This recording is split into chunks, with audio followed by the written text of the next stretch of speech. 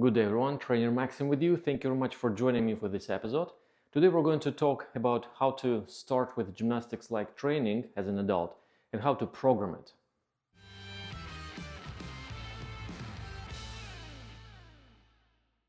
As always, everyone, thank you for your support, your suggestions, comments, amazing. Support angels, super thanks, really appreciate it. Thank you. I understand the confusion on how to start gymnastics-like training, especially when you have never done that. That's quite a difficult matter. And for that reason, let's try to sort it out. Let's say you're an adult, you've never done gymnastics training, but you do like that type of exercises, and you are guessing how to start. It's actually very simple and specific. Simple means that we have only 4 kinds of training we need to do. The first kind of training, we still need the regular weight lifting. We need the ability of the body to engage all those muscles on the individual basis at the maximum force, because we're going to incorporate the muscle work of those body parts into the gymnastic skills.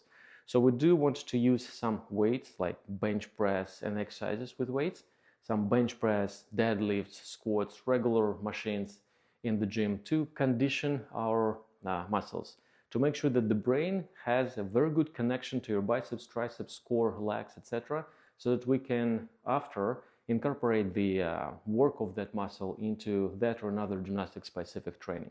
So weightlifting is a must in gymnastics as well. In gymnastics, all those athletes, they go and do regular bench press at the gym or squats or deadlifts in order to develop the absolute strength. Absolute strength meaning the ability to lift weights off the floor, and relative strength means the ability to lift your own body.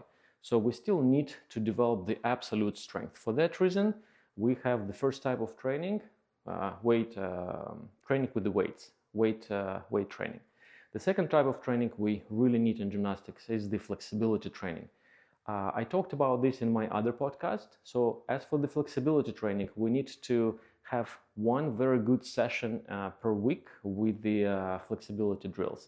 Let's say if you're working with on the pancake stretch or pike stretch or side splits, front splits, whatever, you combine all those stretches into one session, one good session, and do that flexibility training once a week.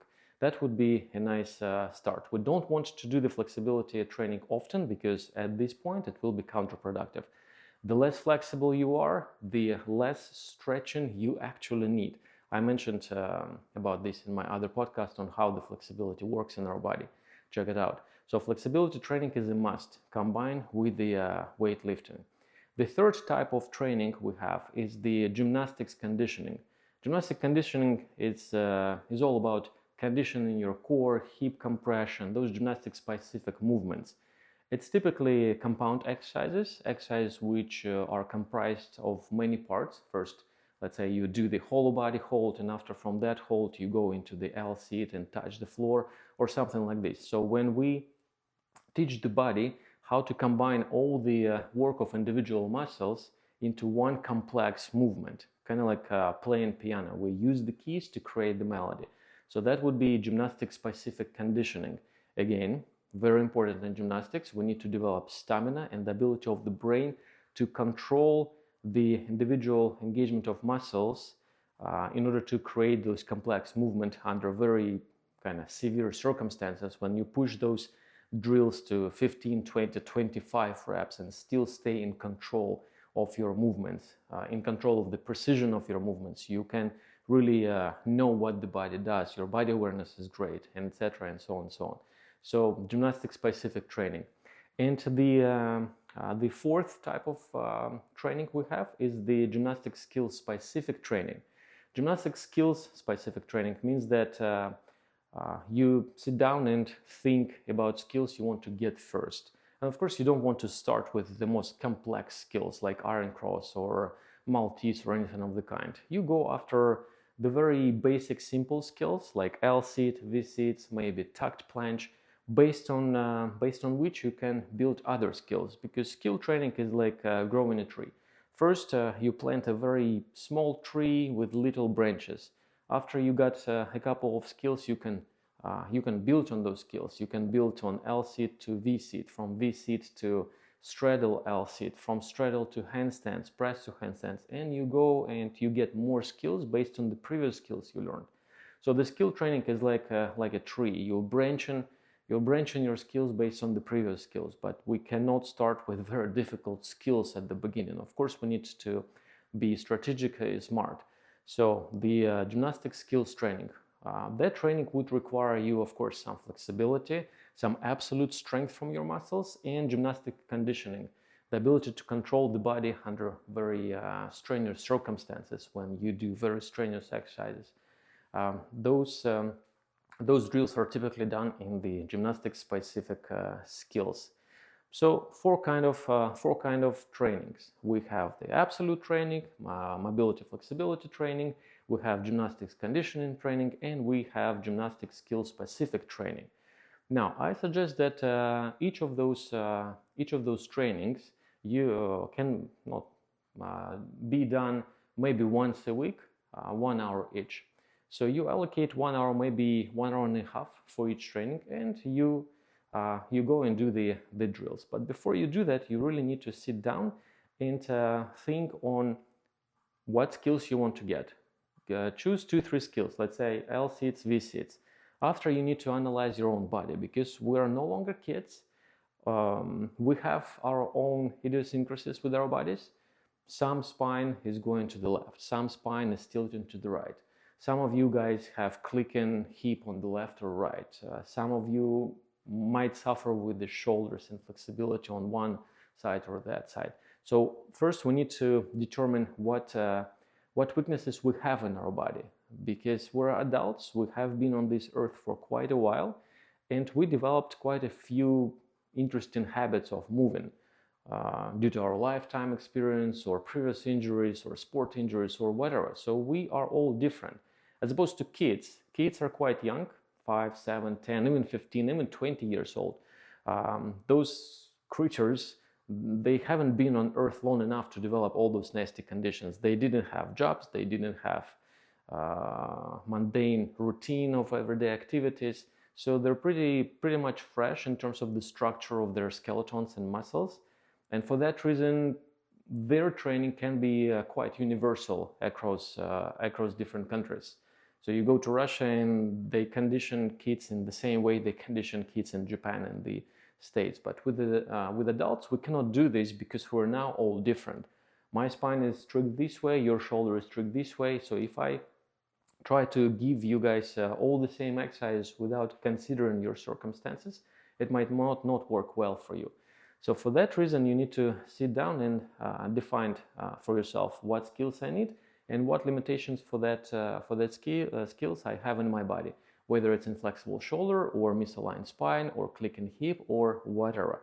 And you need to incorporate the exercises to address these issues in one of those 4 kinds of training. And how you do this? Well, for the weightlifting training, of course, we all know some general guidance how to do the weightlifting.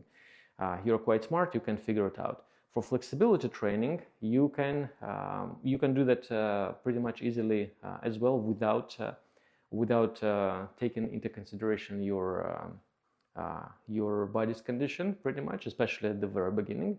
But further you go, then you have to account for your curved spine, for your clicking hip, and etc. You need to address those. And gymnastics-specific conditioning, that's where you address your implications with the spine. You do body awareness drills for the spine, body awareness drills for the hips. You learn how the body parts move and work. Again, I have a lot of videos on this. You really try to understand and be more aware of how the body moves under that or another circumstances, and you try to develop new habits of moving your bodies in that or another way using the gymnastics conditioning drills. And that's how you're going to address your idiosyncrasies of your body. It's very important because those little tiny things, your curved spine, your clicking hip, might hamper the skill development and gymnastics training for quite a long time, and might not lead you to your goal even after 2-3 years of struggle with that skill, because the tiny incorrect angle in your shoulder will not allow the whole spinal column to be activated at the right time and the right order. So very important to address all the implications we have with our body, all the peculiarities we have by using gymnastic-specific drills. And again, I have quite a few of those drills on my channel. And after that, you do the skill-specific gymnastics drills for the skills you've chosen: L-sits, V-sits, and etc. So four kinds of trainings. You can do each of one once a week, 1 hour each. However, just keep in mind, you can be also creative with those kinds of training. Doesn't mean that you have to do one flexibility session per week, one strength training per week, one. You can be creative, and based on your availability per week, let's say, of course, we all have jobs to do and families to take care of, dogs to walk, cats to feed. We have limited amount of time to work out. So say you have 3 hours only per week to go to the gym or to train at your home gym. So you can be creative. You can do 30 minutes of the strength training with weights, followed by 30 minutes of flexibility training. You have more time, then you can do the strength training first, gymnastics condition second, flexibility training third. So you can be creative and combine some parts of those training, combine into one complex training, and you would typically start with the kind of training that is most difficult for you.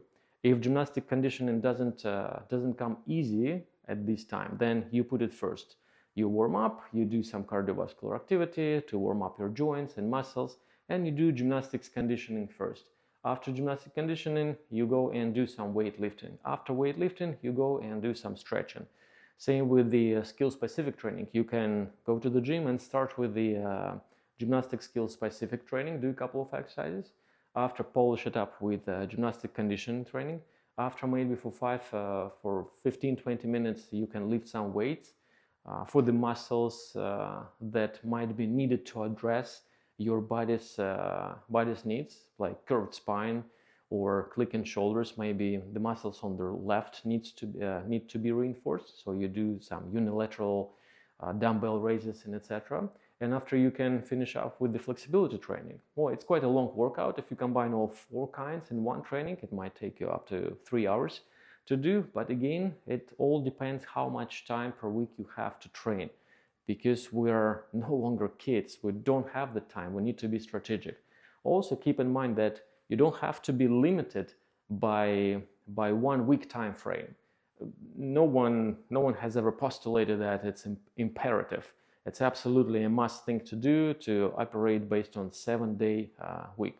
You can operate based on 14-day week, bi-weekly. So if during 2-week period you have an opportunity to go to the gym 5 times, then plan accordingly. It's okay. It's okay to have a big window between the trainings. It's absolutely fine if you have 2-3 days between your compound trainings. Actually, even more beneficial for you, because you will have more time to rest, more time for the central nervous system to rewire itself to accommodate your training. That's very important. So it's not how often you go to the gym, it's how thoughtful you stay at the gym during the training, how much attention you pay to the new patterns of the movements, to the new positions during the stretching, to the sequences of movements and muscle engagements. That's what matters. And if you push for quantities, then you might not be successful. If you just do the exercises for the sake of exercises to condition the muscles, no luck. So you have to be present, you have to think about this, what you do, what angle you use to do that or another skill-specific drill, and so on and so forth. And after, take a rest 2-3 days so that your brain can absorb the new information, pretty much like with learning languages.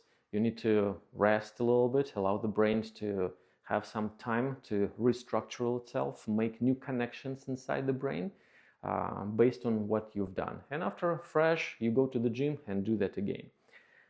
As for the sets and repetitions for the drills, when we talk about the weightlifting sessions, I suggest that you do not go for heavy weights. I know it's tempting to do the deadlifts and squats with 150 kilos or 170, but typically it comes with compromises, with the technical compromises. We cannot do the deadlift with a perfect spine. Not many of us can. Of course, professionals, Olympic weightlifters who compete might be able to do that. But typically, when the weight is very heavy, you're losing your focus, you're losing the concentration, and you start thinking only about lifting the weight by all means, kind of survival mode. We don't need this mode. We need to keep our mental activity present. We need to be able to stay under control, to stay in control of the movement. So for that reason, I suggest that with weightlifting, you use the 10-5 approach. This is the approach I use. 10-5 means I work with the weights I can do for 10 reps with the perception of difficulty 5 out of 10, where 10, oh my God, I was dying, it was so difficult. So if I can easily do 70-90 kilos of deadlifts for 10 reps with perception of 5, I'm happy with this. That will allow me to stay present and conscious about all the body alignments, about the angles in my knees, my hips, how my spine behaves, how my shoulders are behaving during the weightlifting, because weightlifting is a skill development in some certain weight. So you have to be mindful. Once you've discovered that, okay, now it's 10 reps, but it was actually 3 instead of 5, it was so easy, then you increase the weight a little bit. So you have to be able to lift the weight under control with precision for 10 reps and perceived level of difficulty of 5 out of 10. That's my suggestion. That's how I would do. And that will allow you to build some stamina as well, not just strength. We need also stamina of your strength, for how long you can be consistent with your strength application. That's important in gymnastics, because in gymnastics we don't do 1 rep and immediately followed by immediate relaxation. It's 1 rep and you hold it for 10-15 seconds to make sure that the brain has enough stamina to keep activating that muscle for 15-20 seconds with the same level of strength, so that you can rely on that support to produce some other elements. So that's very important. As for the gymnastics conditioning and gymnastics skill specific training, for conditioning, you push for quantities. We need to be able to do 2-3 sets, 10, 15, 20, 25 reps. So we need to make sure that now you have enough focus to control the precision of your movement within throughout all 25 reps. You have to be consistent with the technique. So 2-3 sets, 20-25 reps, conditioning exercises like hollow body hold, V-seats raises, L-seats raises, whatever. 2-3 sets, 20-25 reps. As for the gymnastic-specific skills, we would like to apply some strength here. So we don't push 4 reps. We do 3-4 sets, 5 reps max, but with full control. If it's tucked planche, then you hold it for 5 seconds, or you are tempted for 5 reps, 1 second hold, so that you can really feel the exercise, feel the position. If you push 4 reps with the gymnastics skill specific training, that you might be just doing the conditioning and not skill development. So with skill training, we want low reps, but to stay in control of the movement. With the flexibility training, you would typically do 2-3 sets for each flexibility drill you do, and hold that position up to 1 minute with full focus on the body alignment. How you sit, how you align your spine, how the hips are open, where the shoulders are, and etc. 2-3 sets, 1 minute each. And I think I missed the amount of sets and reps for the weightlifting. For weightlifting, you use 2-3 sets, 10 reps at the perceived level of difficulty of 5 out of 10. So as you can see, we're not going crazy here. So with the weightlifting, it's 2-3 sets, 10 reps. With the gymnastics conditioning drills, we're doing 2-3 sets, 20-25 reps. With the gymnastics skill specific training, we do 3-4 sets, 5 reps. With the gymnastics flexibility, we do 2-3 sets, up to 1 minute hold each. And that's it. That's how you do this. Again, you can be creative. You can combine Combine those kinds into one big session. You can do the weightlifting, you can do gymnastic conditioning, you can do the flexibility all in one training. It might probably take you maybe a couple of hours at the gym.